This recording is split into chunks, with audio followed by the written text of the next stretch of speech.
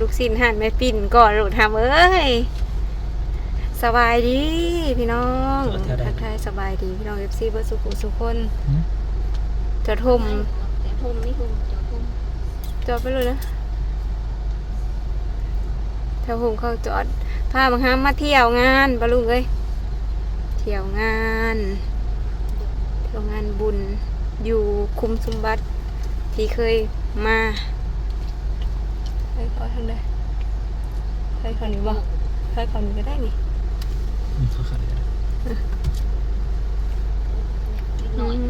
มาแรงเด้รถลุงมาห้ามผูกทางหน้าผูกสนัดอยู่ทางใดลูกเขาลงท่านแล้วแล้วว่านี่ผูกเขาขี่รถซิ่งสนั่นเลยผูกโอ้ยงานบวงสรวงก้อนหน่อยกับมากคือว่ามันบ่มีสัญญาณอย่างนั้นแต่บ่มีสัญญาณนี่แหละโอ้เด็กหน่อยเห็นบ่ลูกเห็นบ่เพิ่นน่ะบ่รับบ่นอนเลยได้ปะลุงเอ้ยมาหานัดไปซะนัดถ่ายอยู่บุญหมอแห่งรู้จักความตอนนี้พ่อกำลังสิเข้าจอดจักความเบิดแม่เว้าหยังนะไปงานแหละพี่น้องเอ้ยสบายดีอีกรอบนึงงานบัตรนะครูฮะไปเสียเงิน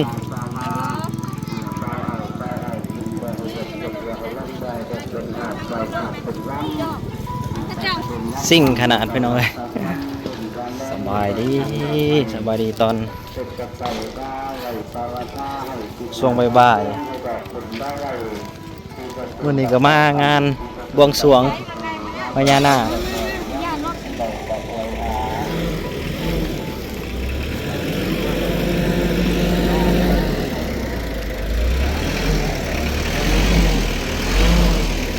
ลูกศิษย์ดังเข้ามาห่อนจัดขนาดนั้นเลยอันนี้ก็ได้คล้องมาให้พี่อ้ายเพราะว่าพี่อ้ายลืมคล้องมาอยู่โซนทางใดแหละโซนทางใกล้เครื่องเพิ่นคนขายหลายให้คนหล่อหน่อยเนาะแรงกว่าแล้ว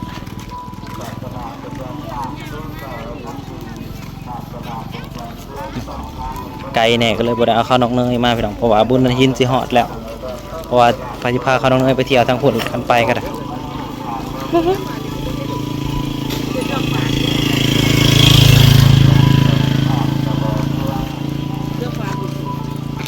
ทางใดเด้อ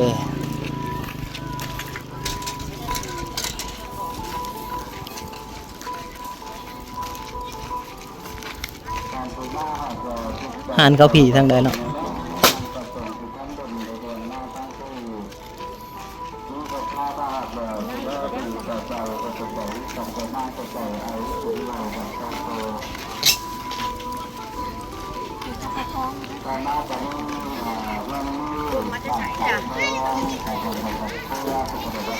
นี่เนาะใส่เป็นฮะ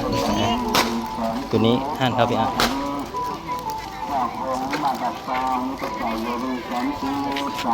เริ่มแล้วก็เริ่มประทัดเริ่ม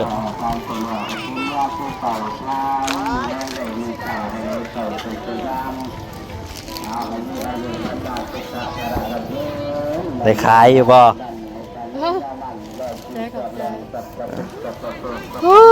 อ่อนเท่เด้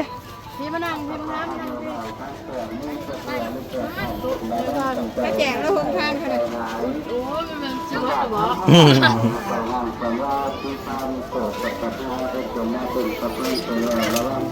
ยังไงจอดรถที่สายจอดรถทั้งผู้มาทางน้องกวางทองทางนี้มาทางแคบ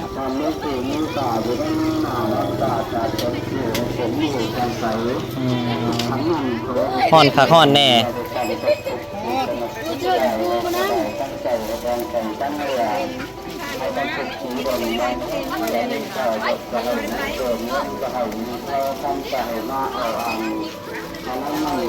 คนโตกว่าวันเนี่ย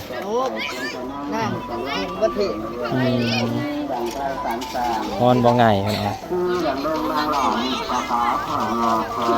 โอ้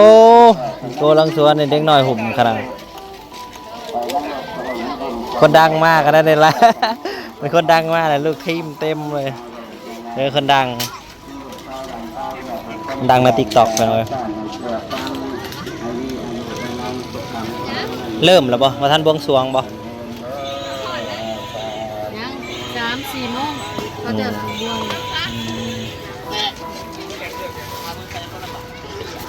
บ่ได้ถือว่าสิพากันลืมเลยล่ะ กิบเป็นยังไง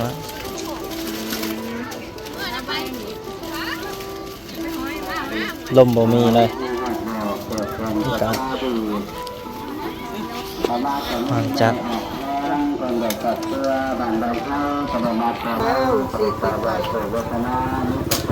เสียงโมมาเลยเสียง เสียงมาทันมาก็บ่มาแล้วไปเอาน้ำไม้ไทยพอแล้วขนาดน่ะไม้ไทยคอไปลายอยู่ใส่เสียง เขาเลือกตั้งกับพานไปแล้วเลยนะเสียงมัน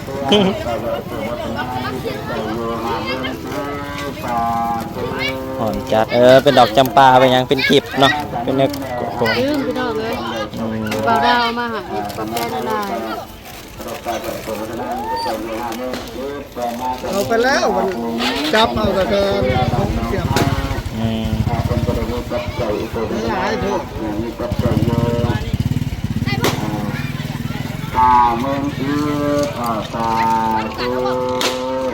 คนงานก็จะอยู่แจ้ได้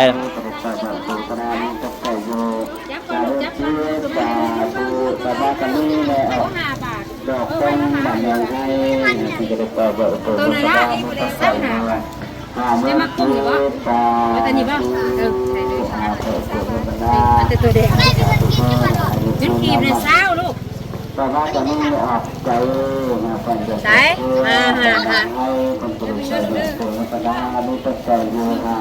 ใส่ใจคนนี้คนสิ่งกุ้งนะ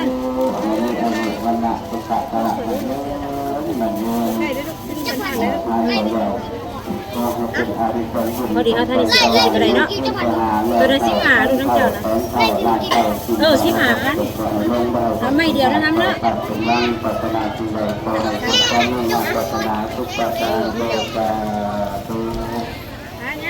ไปเขาไปเบิ่งนกกระจอกนกยังพวกว่า ม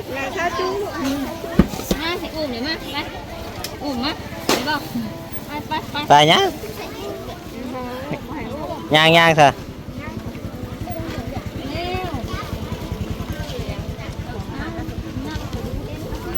ประมาณนี้จะออกสั่นคนไปตกเสื้อบาดน้องเขาจะตกแต่แบบโอ้โหย่าง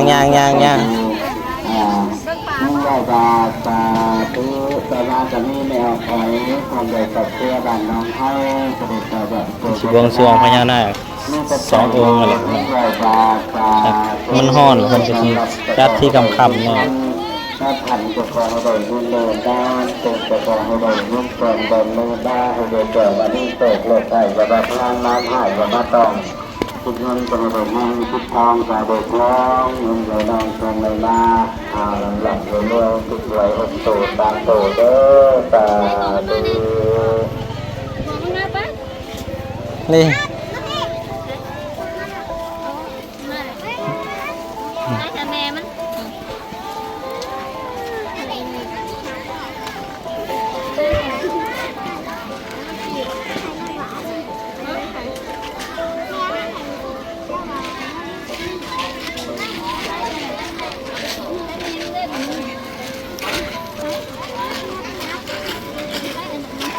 น้องนัดก็มาก่อน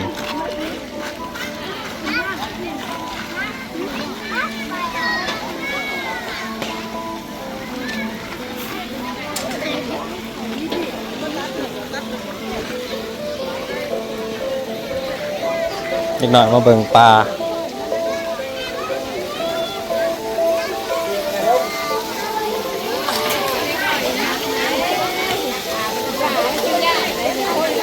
มันบกล้ามาเลย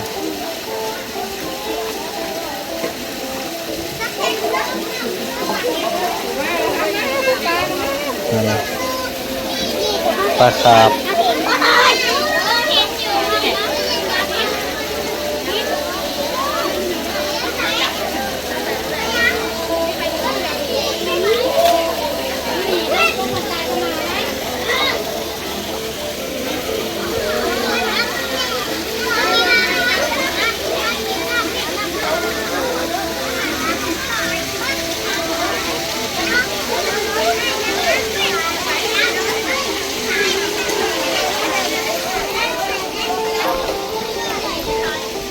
ยังทานหลายอยู่นะพี่น้องแต่ว่าคือว่าแล้วเบิดละเป็นมาแต่เช้าค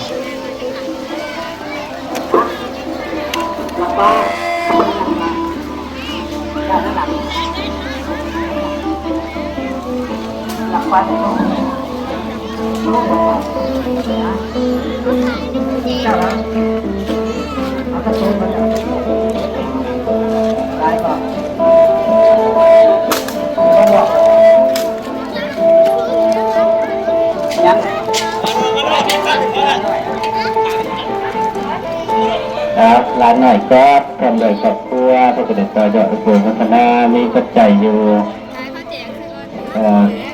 1,000,000 กีบสาธุ อ่อนจัด ขอให้ผู้ดีมีงานความเจ็บปวดผู้ใดความไข่เยอะตัวนี้ บวงสรวงพี่น้องเอ้ย เงินเพียงเจ้าก็จะได้หักเงินเพียงหลัก ไปเบิ่งนกกระจอกเทพบ่ปะ ถึงมาก็จะเป็นเจ้าคนได้คนเรียนหนังสือจะกินพ่อแม่จะเป็นพาใส่คนมาบอกว่าเขารักเก่านี่แหละบอลเพิ่นสิลำบวงสรวงก็ตรงนี้แหละแต่ว่าช่วงแรงๆบ่ล่ะฮ้อนแห้งตอนนี้มาอยู่โฮมกันมั้ย ทีมลำบวงสรวงมาแล้วพี่น้องเอ้ยกำลังมาแล้ว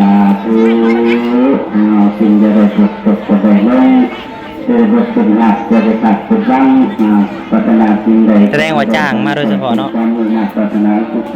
ทีมลำ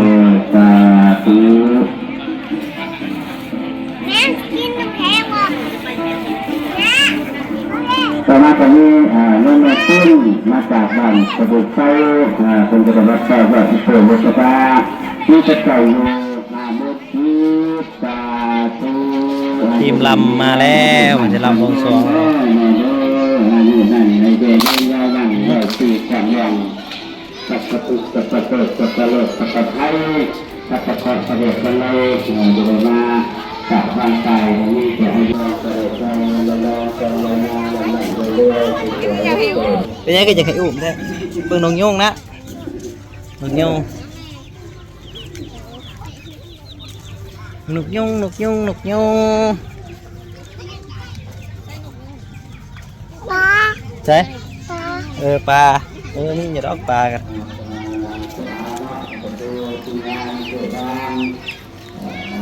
มันลำเรื่องที่ลำอยู่ตรงนี้แล้วกันตรงนี้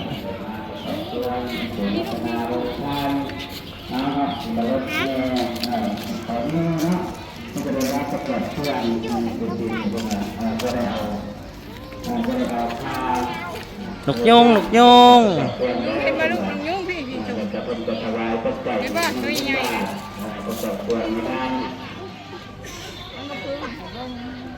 เพื่อเบิ่งในปีกงามนั่น ที่เก่ามันพึ่งละหางกับพึ่งแล้วก็ปีกนั่นนั่น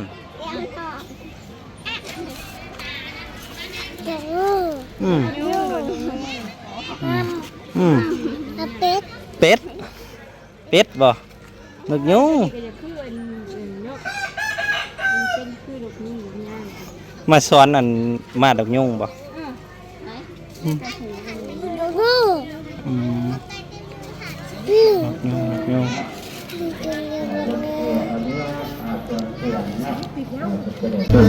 บรรยากาศโรงทานไปน้องไอโหเบิ่ม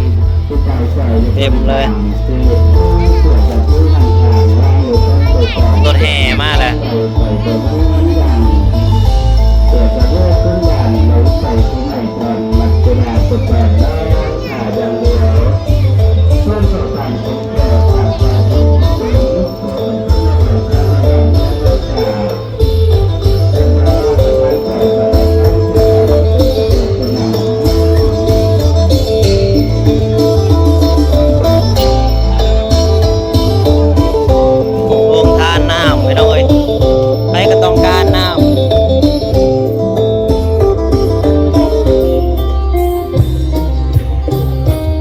พอกันใหม่คลิปหน้าเด้อพี่น้องเดี๋ยวรอชมคลิปต่อไป